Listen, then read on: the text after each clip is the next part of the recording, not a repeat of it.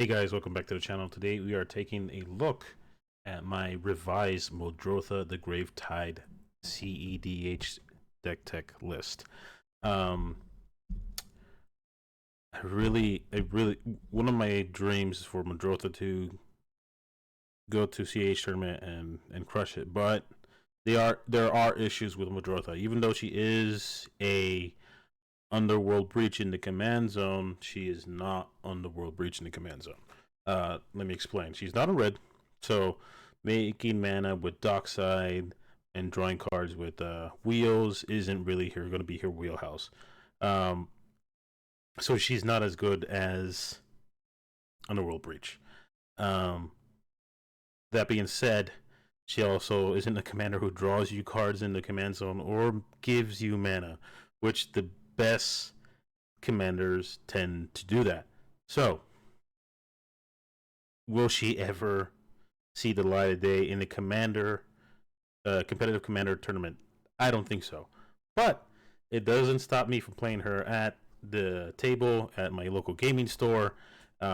She is still a lot of fun.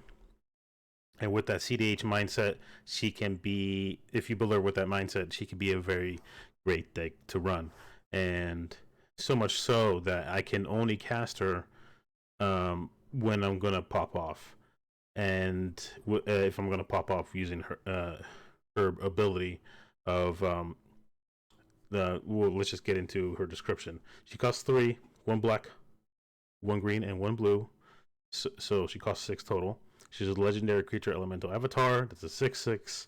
And during each of your turns, you may play a land and cast a permanent spell of each permanent type from your graveyard. So you can play a land from your grave, and you can cast a permanent type spell from of each permanent type from your graveyard. So let's get into the deck tech. We have 29 lands in this deck. Bojuka Bog, Boseiju Who Endures, Breeding Pool, Syphilic Coliseum, City of Brass, Command Tower, Forbidden Orchard, Forest, Island, Land War Waste, Mana Confluence, Maze of Ith, Misty Rainforest, Morphic Pool, Overgrown Tomb, Polluted Delta, Reflecting Pool, Rejuvenating Springs, Rivendell, Spire of Industry, Strip Mine, Swamp, Undergrowth Stadium, Urborg, Tomb of Yawgmoth, Urza Saga, Verdant Catacombs, Watery Grave, Yevamaya Coast, and Yevamaya Cradle of Growth. Get into an artifacts package. We have a Arcane Signet, Basalt Monolith, Chrome Mox, Demir Signet, Felware Stone, Golgari Signet, Grim Monolith, Lotus Petal, Mana Crypt, Mind Stone, Mox Diamond, Mox Opal, Scroll Rack, Sensei's Divining Top, Simic Signet, Soul Ring, Soul Guide Lantern, Staff of Domination, and the One Ring. Get into our sorceries. We have Beseech the Mirror, Chain of Smog, Demonic Tutor, Gitaxian Probe, Imperial Seal, Reanimate, Toxic Deluge, and a Transmute Artifact. Getting into our instance, we have an Abrupt Decay, an Offer You Can't Refuse, Brain Freeze, Brainstorm, Cyclonic Rift, Dark Ritual, Delay, Entomb, Flush of Storm, Force of Will, Intuition, Mental Misstep, Mind Break Trap, Mystical Tutor, Negate, Pact Negation, Swan Song, Tainted Pact, Vampiric Tutor, and Veil of Summer. Getting to our Planeswalkers, which we only have one, Oko Thief of Crowns. In our creature package, we start off with a Walking Ballista, Doughty Voidwalker, Displacer Kitten, Emery Lurker of the Loch, Eternal Witness, Haywire Might, Jace Vryn's Prodigy, Kinnan Bonder Prodigy, Ledger Shredder, Orcish Bowmaster, Seaborn Muse, Spellseeker, Thassa's Oracle, Thrasios, Triton Hero, and Witherbloom Apprentice. So, one thing that I saw on a comment I saw on my last video is why I'm not running Lion's Eye Diamond. Again, Muldrotha, as much as she tries to imitate Underworld Breach, she just isn't Underworld Breach. And one of those big differences between her and Underworld Breach is Underworld Breach can pull instants and sorceries out of your command zone and to play. Muldrotha can't. So if you're discarding your whole hand to produce 3 mana with the Lion's Eye Diamond, you are giving up your interaction. Period. Stop. You're not being interactive if all your instant sorceries are in the grave and you can't pull them out. So this is why instead of a 2-card combo, we have a 3-card combo with Muldrotha instead of the 2-card combo with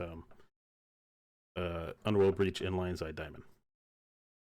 So in order for Muldrotha to work properly, you'd still have to have a hand full of interaction when you start making infinite mana.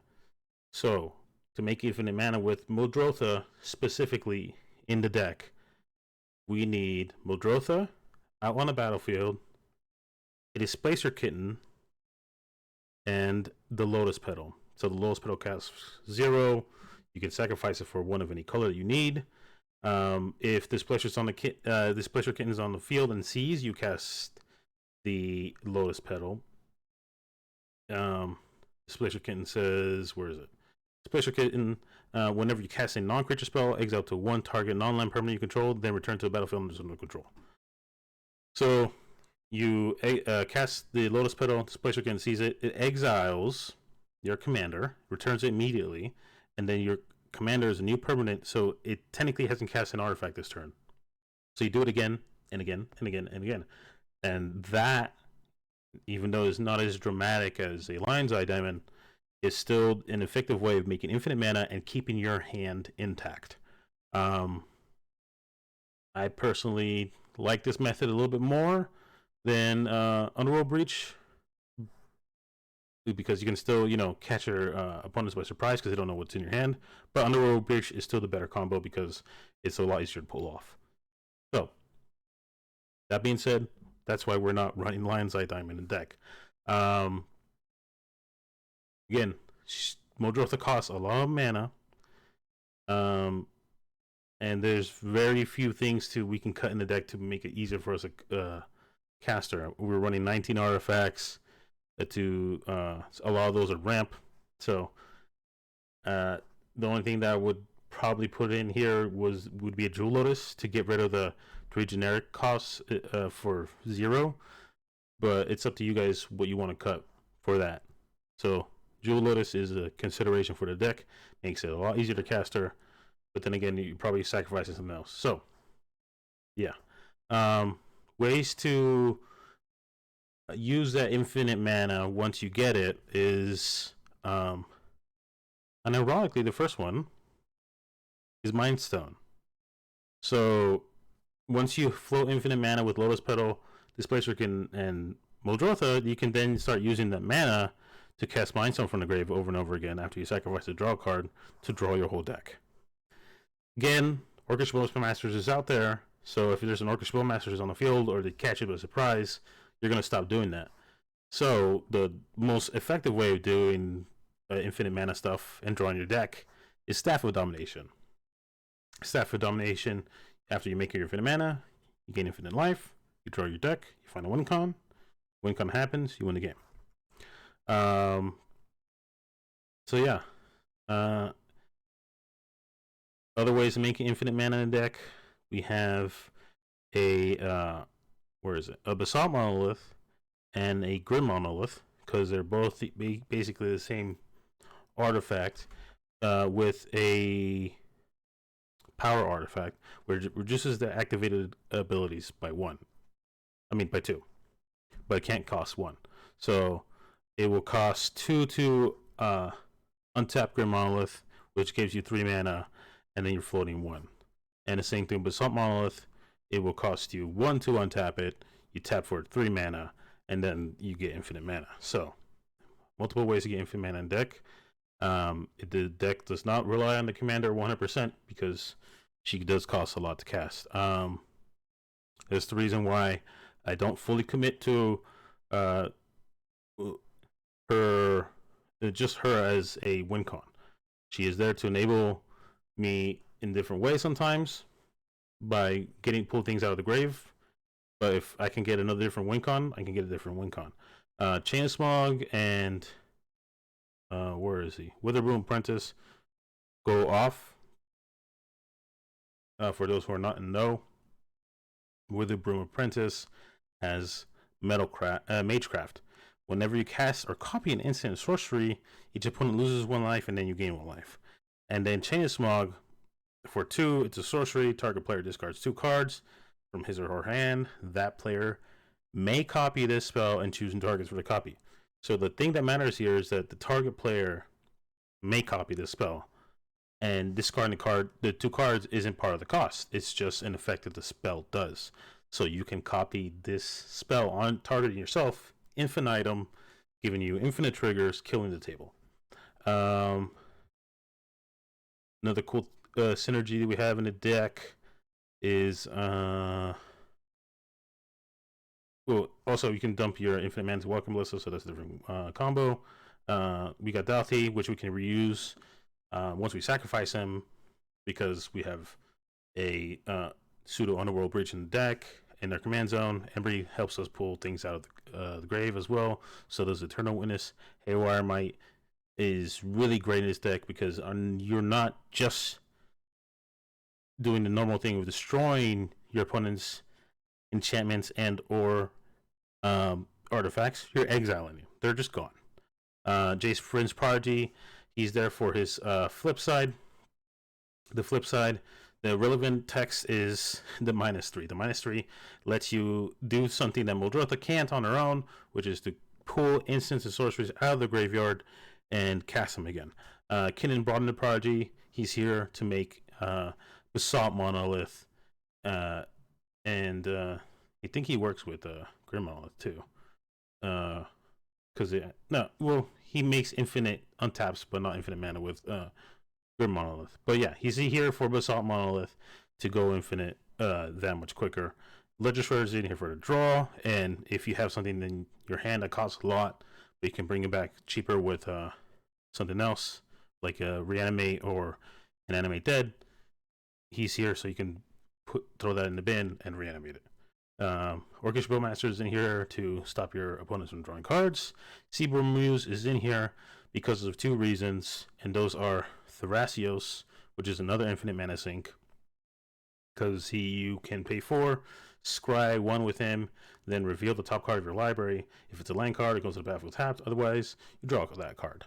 And the other sink is the One Ring. So each time you pass your turn, Seaborn Muse is going to untap all your permanents, including the One Ring, and all your lands. So if you have the One Ring, you can draw that much more cards. And if you have Thrasios out, you can seek mana into him at your opponent's end steps and draw cards. We also have the bane of the format. I really love it though. Thassa's Oracle, and we have the Tainted Pact, because I don't like the other one that much. So Tainted Pact, Thassa's Oracle, if you run into them, bada bing, bada boom, you won. Other cool things we have in the deck is Boseiju. We can channel it to destroy an enchantment or artifact or non-basic land opponent controls. And then if we have Muldrotha out, you just play that sucker as a land for a turn, baby. And then set for the Colosseum, we can use the Threshold to sacrifice it again, because we can play it from the graveyard again to draw 3 cards and discard 3 cards. Do we have anything else that we can use again? We can use our shocks, our fetches to go get everything that we need. We can replay Urza Saga from the grave. We can, do we have a Strip Mine in the deck? Yes. We can destroy multiple lands in one game, etc., etc. Very flexible deck. Again, I don't think it's going to make it to a tournament and win, but it is a great deck. If you like playing control, if you like playing a little bit slower cEDH, but still coming out on top, this is the deck for you. This is the updated list. Thank you, ladies and gentlemen, and other folks, for coming to the channel. Like, comment, subscribe, and show us some love. Thank you.